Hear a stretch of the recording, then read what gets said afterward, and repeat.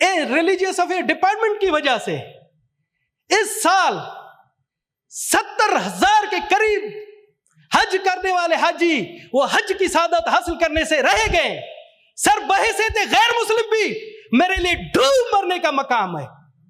میں کہتا ہوں کہ میں چلو بھر پانی ہوتا میں ڈوب مرتا سر, مگر ان کو شرم نہیں آتی. ہمیں کہتے ہیں غیر مسلموں کو کہ آپ کے لیے جہنم کا دروازہ ہے, تو ان ایسے لوگوں کے لیے مجھے خوشی ہے کہ یہ بھی جہنم میں ہمارے ساتھ ہوں گے.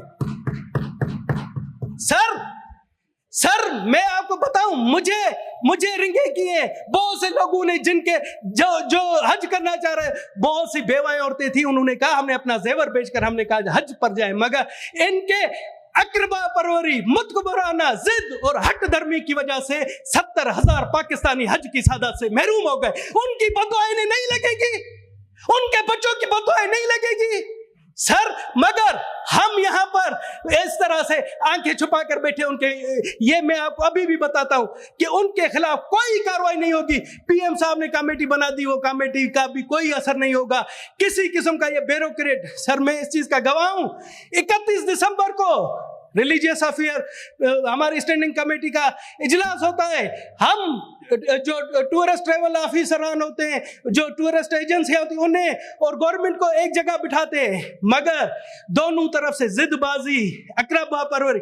اور سر ایک چیز کا انکشاف کر رہا ہوں کہ جو 67,000 70,000 کے قریب جو حجاج جو جانے والے تھے, انہوں نے پیمنٹیں دی ہوئی ہیں, انہوں نے ان ٹورسٹ آپریٹرز کو پیمنٹیں دی ہوئے, ان کو ابھی تک پیسے واپس نہیں ملے. اور یہ میری پیشن گوئی یاد رکھ لیں کہ وہ اپنے پیسے واپس لینے کے لیے بھی رل جائیں گے, اور جب ان کو پیسے ملیں گے اس میں کئی کٹوتیاں ہوں گی. سر یہ اس طرح سے سر آپ اس میں سر ٹائم کیا, یہ سر اہم بات ہے. آپ اس کرسی پر بیٹھے ہیں, اگر آپ نے بھی اس کا نوٹس نہیں لیا تو میں سمجھتا ہوں اللہ کے حضور آپ کی بھی پیشی ہوگی. سر اس طرح سے یہ نوٹس لینا چاہیے کہ کیوں غریبوں کے ساتھ حق تلفی ہو رہی ہے. سر بس میں وائنڈ اپ کر رہا ہوں, سر وائنڈ اپ کر رہا ہوں. 19 منٹ بولے سر 19 منٹ تو میں موضوع پر سر میں کبھی بھی وہ نہیں کرتا ہوں. اگر آپ کہتے ہیں تو میں چپ کر کے بیٹھ جاؤں. پارلیمنٹری لیڈر آپ کو تو 7 منٹ سر ابھی 1 منٹ مجھے جی. تو کیوں آپ بیچ میں کیوں, محترمہ آپ کو کیا تکلیف ہو رہی ہے؟ پتہ نہیں اس محترمہ کو کیا تکلیف ہے, یہ ہمیشہ 10 گھنٹے بولتی ہے. ہم نے بولا ہے آپ کیوں اس طرح سے حجت کے خلاف ہے محترمہ, تو کیوں بول رہی ہے آپ؟ انہیں بھی روکے نا بھائی, غلطی ہو گئی. ہاں ٹھیک ہے سر, میں آپ لکھ لیں, اس سے جو پبلیکیشن کا کوئی تعلق نہیں ہے. تو میں کہتا ہوں کہ اگر میں مخالفت میں بھی اسپیچ کروں مگر ووٹ پھر بھی حکومت کا ہوگا. تھینک یو سر, منافقت نہیں ہونی چاہیے.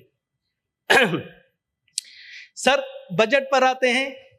بجٹ سے پہلے ہمیں یہ سر اتنے بڑے بکس دیے جاتے ہیں, اتنے بڑے بکس دیے جاتے ہیں, اور کہتے ہیں کہ 10-12 دن میں آپ یہ بک پڑھ کر ان پر بتائیں کہ عوام دوست بجٹ ہے, عوام دشمن ہے, کیا ہے. تو میں سر حلفیہ کہتا ہوں, پتہ نہیں میرے ساتھیوں نے پڑھا ہوگا نہیں, میں حلفیہ کہتا ہوں کہ ان بکس کو میں نے 1% بھی نہیں پڑھا, 1% بھی نہیں پڑھ سکتا ہوں. اتنی لمبی چوڑی بکس کون پڑھے گا سر, یہ اتنی لمبی چوڑی بکس. پھر ہم آتے ہیں ادھر آ کر ارسطو بنتے ہیں کہ جی ہم بجٹ پر اسپیچ کر رہے ہیں.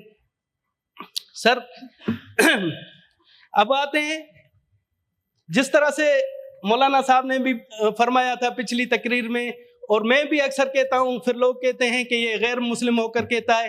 سر ہمارے بجٹ کا اس دفعہ بھی 50% سود کی ادائیگیوں میں, سود کی ادائیگیاں جنہیں قرآن شریف میں کہا گیا ہے کہ اللہ اور اللہ کے رسول کے ساتھ جنگ ہے, ہمارا 50% بجٹ اللہ کے ساتھ جنگ میں دیا جاتا ہے, جونگ دیا جاتا ہے. سر 50% بجٹ, پھر کہتے ہیں کہ جی پاکستان کیسے ترقی کرے گا.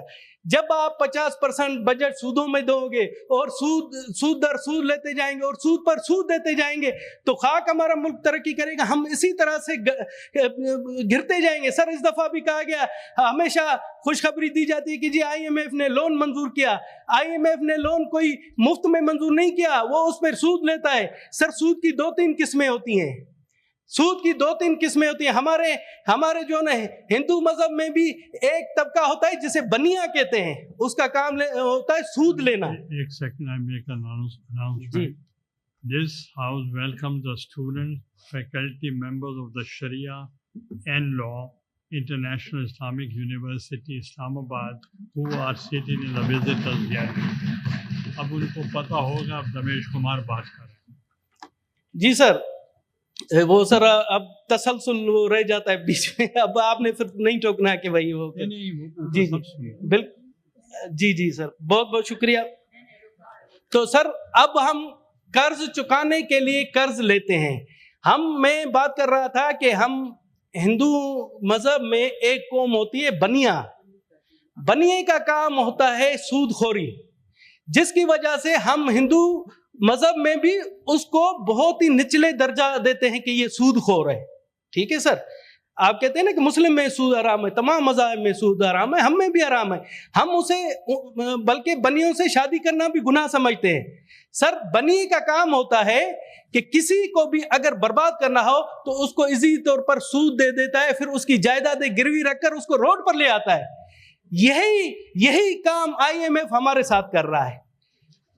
اور IMF ہمیں ہمارے تمام لوگوں کو ایزی لگتا ہے کہ ہم سود کے پیسے لے کر, سود کے 2 طریقے ہوتے ہیں. ایک, اگر آپ سود لیں اس سے آپ کاروبار کر رہے ہیں, اس سے آپ انفراسٹرکچر اچھا بنائیں, اس سے ملک کی ترقی کریں تاکہ اسے کوئی ریٹرن آئے. مگر ہمارے یہاں جو سود پر ہم پیسے لیتے ہیں وہ ہم عیاشیوں میں تباہ کر دیتے ہیں, اڑا دیتے ہیں, اور ہماری آنے والی نسلوں کو اس کا خمیازہ بھگتنا پڑے گا.